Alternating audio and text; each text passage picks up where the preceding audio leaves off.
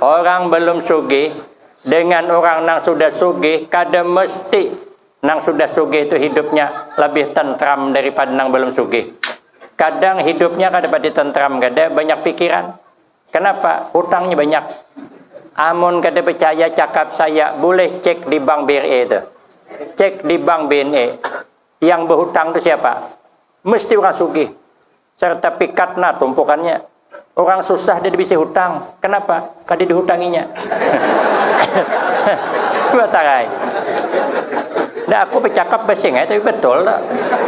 Orang membawa sertifikat rumahnya 4 tingkat, 100 juta keluar duit. Awak surat nikah dibawa. Diharapkan.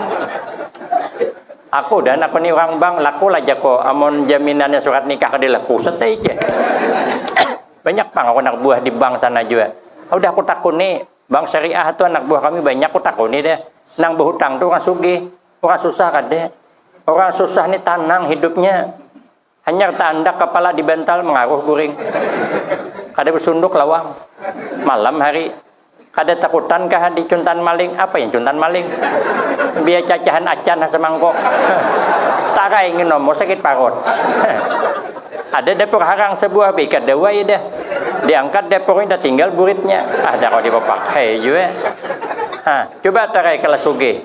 Kadang mana bisa nyanyi guring. Hanya rimbah nukar pumpung hanyar. Banyu pasang dalam. Mana wani guring? Kakalotok bunyi pumpung. No, menyintir pakai batu anam dah.